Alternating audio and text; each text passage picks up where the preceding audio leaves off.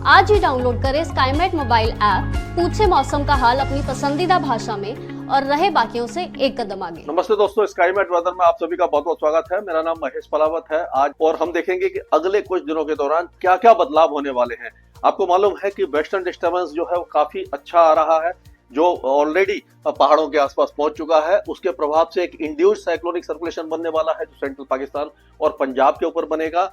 एक anti cyclone है जो छत्तीसगढ़ के आसपास है, और दो साइक्लोनिक सर्कुलेशन है बंगाल की खाड़ी और अरब सागर में बने हुए हैं। नमी की हवाएं दोनों तरफ से आ रही हैं, यानी दोनों समुद्रों से उत्तर भारत में नमी पहुंचेगी, यानी पहाड़ों तक नमी पहुंचेगी। तो इसके प्रभाव से क्या वेदर एक्टिविटी होगी, तो अभी तक हमने देखा जो बर्फबारी है इस सीजन में काफी अच्छी हुई है। और सबसे बड़ी बात यह है कि जो रिकॉर्ड तोड़ टेम्परेचर हुए हैं पिछले 3 दशकों में, 30 साल में सबसे ज्यादा कम तापमान -8.5 डिग्री देखा गया है श्रीनगर में। तो श्रीनगर एक तरह से फ्रीजिंग टेम्परेचर है पूरे पहाड़ों पर, और जब ये बर्फ पड़ती है उस समय टेम्परेचर थोड़े से बढ़ जाते हैं, मिनिमम टेम्परेचर बढ़ जाते हैं, और जब वेस्टर्न डिस्टर्बेंस हट जाता है तो बहुत तेजी से तापमान गिरते हैं और ठिठुरन भरी सर्दी यानी कि फ्रीजिंग टेम्परेचर आ जाते हैं।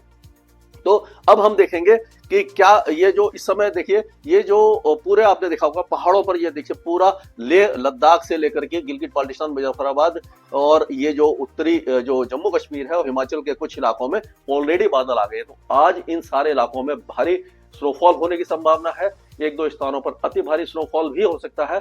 हिमाचल प्रदेश और उत्तराखंड में 5 और 6 तारीख को ज्यादा स्नोफॉल होगा, और हम कह सकते हैं कि 4 से 6 के बीच में ये जो उत्तरी पाकिस्तान है, गिलगित बाल्टिस्तान, मुजफ्फराबाद, लद्दाख और जो जम्मू कश्मीर है, यहाँ पर ये स्नोफॉल काफी अच्छा होने वाला है। तो और ये देखिए आप, ये फॉग की लेयर ऑलरेडी दिखाई दे रही है। कल डेंस फॉग था, आज भी दिल्ली एनसीआर में डेंस फॉग है। पंजाब, हरियाणा, दिल्ली और उत्तर प्रदेश, बिहार और असम, ये सारे इलाके घने कोहरे से ढके हुए हैं, और यहाँ पर धूप काफी कम निकल रही है। कोल्ड डे कंडीशन भी उत्तर प्रदेश में हमने देखी है। अब अगर देखें तो ये देखिए आज का जो ये चित्र दिखा रहा है, ये पूरे पाकिस्तान से लेकर के पहाड़ों पर स्नोफॉल है, और तमिलनाडु में हल्का स्नोफॉल है। और ये हवाएं देखिए यहाँ से, ये देखिए ये इंडो साइक्लोनिक सर्कुलेशन जो बना हुआ है, ये पाकिस्तान और पंजाब के ऊपर आपको दिखाई दे रहा होगा, ये रहा ये, और यहाँ से देखिए ये हवाएं इस तरह से आ रही हैं, और ये इस तरह से यहाँ से आ रही है, और ये इस तरह से भी इस जगह से, यानी दोनों तरफ से हवाएं यहाँ पर पहुंच रही हैं। तो इस तरह का ये मौसम यहाँ पर अभी बना हुआ है। और अगर आगे देखें, इसके बाद का जो मैप देखते हैं, तो उसमें भी इसी तरह का वेदर है, और बहुत हल्की बारिश की गतिविधियां दक्षिणी हरियाणा में दिखा रही है। और 6 तारीख को हो सकता है कि उत्तर प्रदेश और दिल्ली एनसीआर में भी हल्की बौछारें देखने को मिल जाए। और उसके बाद क्या होगा कि देखिए, जैसे ही 6 तारीख को वेस्टर्न डिस्टर्बेंस थोड़ा सा आगे आएगा, तो ये उत्तरी हवाएं पाकिस्तान और गुजरात और पश्चिमी राजस्थान में शुरू हो जाएंगी। तापमान बहुत तेजी से गिरेंगे इन इलाकों में, माने कि बहुत तेजी से तापमान जब गिरेंगे तो यहाँ पर एक बार फिर से शीतलहर जैसी स्थिति बन जाएगी।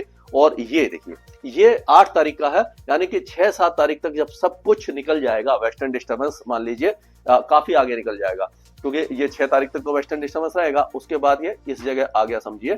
तो ये जो हवा है, ये देखिए,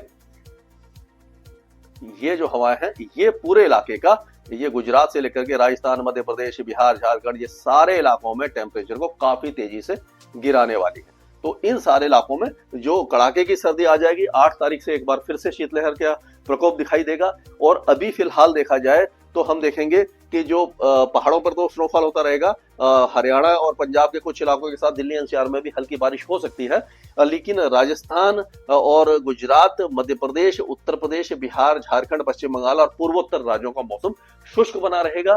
घना कोहरा अगले 2 दिनों तक छाया रहेगा मैदानी इलाकों में। और उसके बाद जब 8 तारीख से फिर से जब नमी हो जाएगी, नमी निकल जाएगी, यानी कि वेस्टर्न डिस्टर्बेंस निकल जाएगा, बारिश हो चुकी होगी, स्नोफॉल हो चुका होगा, नमी बढ़ेगी, तो उस समय फिर से घना कोहरा आ सकता है, dense to very dense fog आ सकता है। लेकिन उस समय तापमान जो है वो उत्तर प्रदेश से लेकर के मध्य प्रदेश, छत्तीसगढ़, उड़ीसा और तेलंगाना तक एक बार फिर से गिर जाएंगे। और मुंबई में जो अभी टेम्परेचर काफी ज्यादा बढ़े हुए हैं, पॉल्यूशन भी काफी ज्यादा है, तो पॉल्यूशन धीरे धीरे कम होगा, 2-3 दिनों में कम होगा जब हवा तेज होगी। और ये जो सर्दी का जो माहौल है वो 11-12 तारीख से ये जो और दक्षिणी इलाके हैं यहाँ तक ये जो बर्फीली हवा है वो वहां तक पहुंचने में समय लगेगा। तो हम कह सकते हैं कि तेलंगाना, महाराष्ट्र और बाकी जो इलाके हैं आंध्र प्रदेश वगैरह, उसमें तापमान 11 या 12 तारीख से गिरना शुरू हो जाएंगे। लेकिन दक्षिण भारत में अभी फिलहाल कोई खास वेदर एक्टिविटी दिखाई नहीं देगी। अंडमान और निकोबार द्वीप समूह के साथ लक्षद्वीप का भी मौसम लगभग शुष्क बना रहेगा।